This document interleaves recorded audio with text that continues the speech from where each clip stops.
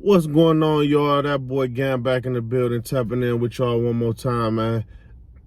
I just wanted to get on here and make a video to talk about one of the recent issues that happened with one of my vehicles, right?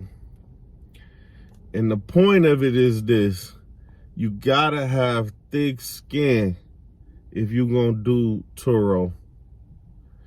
You gotta be able to roll with the punches and take a couple of hits every now and then, because it's going to be a little stressful and it's not going to be all just making money and everything just all good. Sometimes you're going to have some problems, right?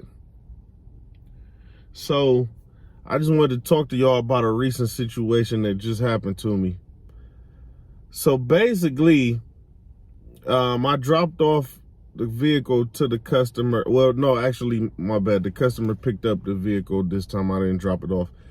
Picked up the vehicle. It was the Ford Mustang, 2019 Ford Mustang, convertible. One of the most popular vehicles that I have on Turo, right?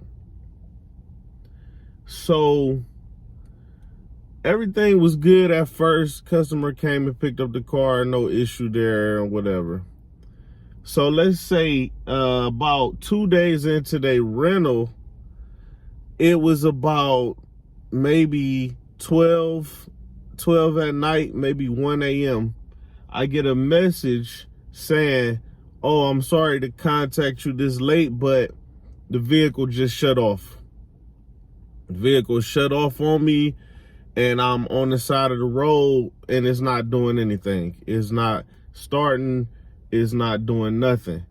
So, mind you, it's like 1 a.m. and I'm tired. I've been, after all day long, I'm about to go to sleep, basically. Now I got this issue to deal with, so I can't go to sleep, right? So now I'm asking them questions, what is going on with the car. So now they telling me, "Oh, well, the car, I just checked the oil and it's saying there's no oil in the car." So I'm thinking, like, there's no oil in the car.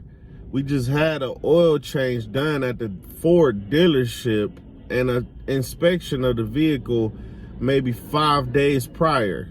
And the vehicle had no issue, and it was, oil change just was done, right? So I'm thinking, how would it be no oil in the car? It don't make sense. When we gave the vehicle to the customer, there was no low oil, notifications, no check engine light, nothing like that. No lights on the car. So I asked him, I'm like, he says like, "Oh, you didn't know it wasn't oil in the car?" And I'm like, I definitely am sure that it was oil in the car, because we just got the oil change done at the dealership and we got all the documentation to prove that, right? So I asked him, "Is it leaking oil? Because why else would it be empty on oil if we just got the oil change?" I asked him, "Is it leaking oil?" So at first he said no.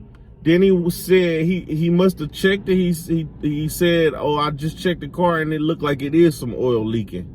So I'm like, okay, so the oil is leaking. So I'm like, okay, now I'm thinking, so did the low oil light come on at any point, or did the check engine light come on at any time? Or are you just telling me all of a sudden the car just shut off with no warning, and the oil is empty with no warning of a low oil? Like I say, when I gave them the car was in perfect condition, nothing wrong. And now all of a sudden it's not starting and all of this, and it's leaking oil, all kind of stuff, right? So I called Turo, tell them what's going on. Turo is like, "Okay, you need roadside assistance, we're going to send a tow truck." Now, okay, yes, Turo gives you roadside assistance for free.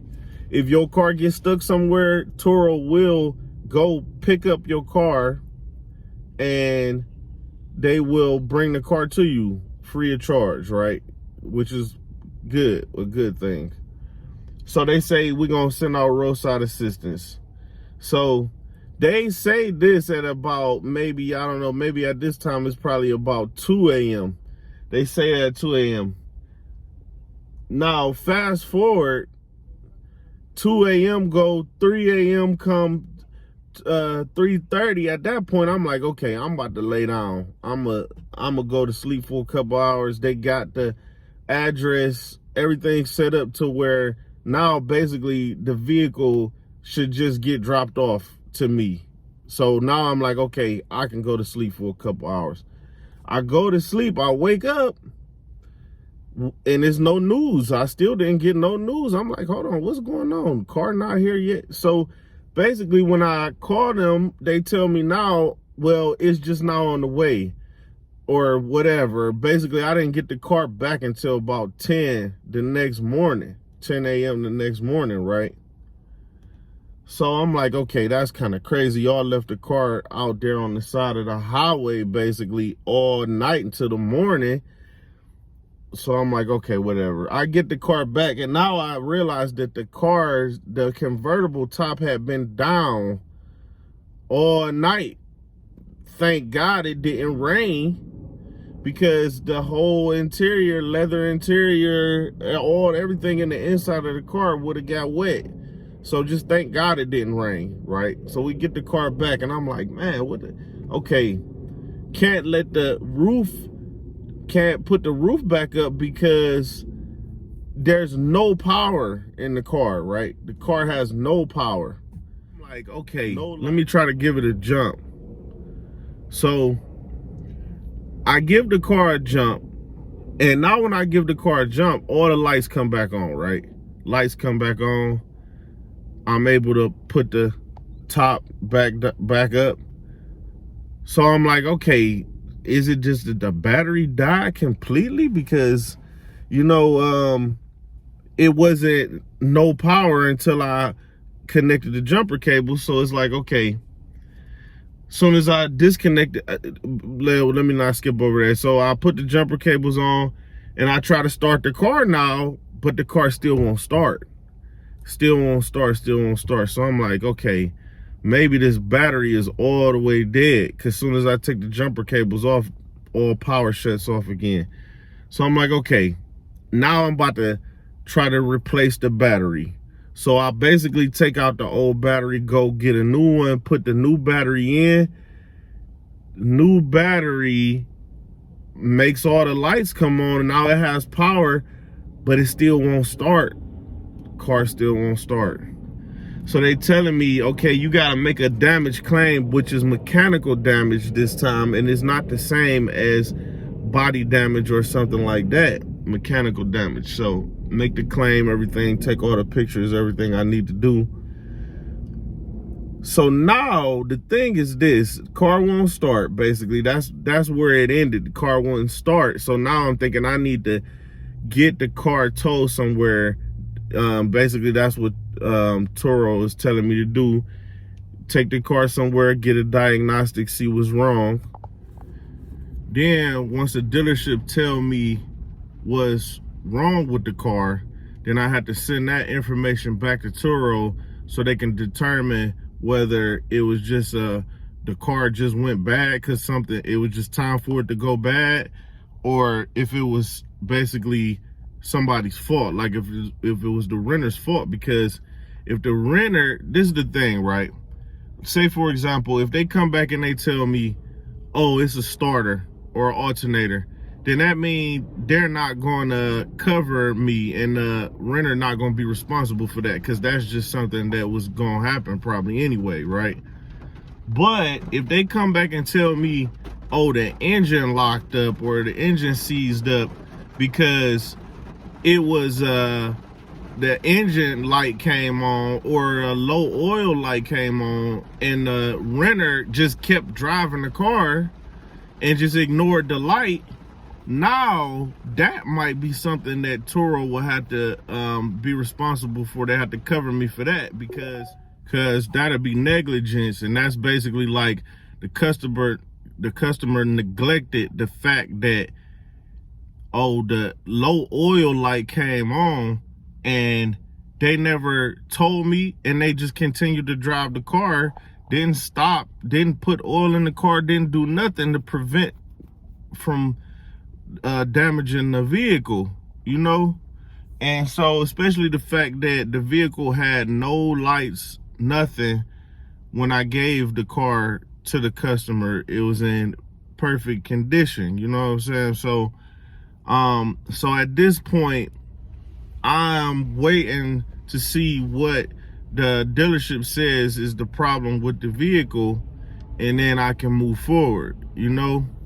But the whole point of this is like, if you can't handle hearing bad news about one of your cars, or somebody calling you late at night sometimes, and they saying, oh, it's an issue with the car, now you got to get it towed, now you got to go through this, it's like, yeah, you make money, but you work for that money.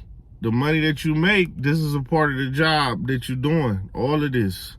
So, you know, I'm gonna make another video once I get an update on the vehicle and what's going on with it, because another thing is, now let's say, for example, the question is also, why would the vehicle be leaking oil when I just got an oil change done, right?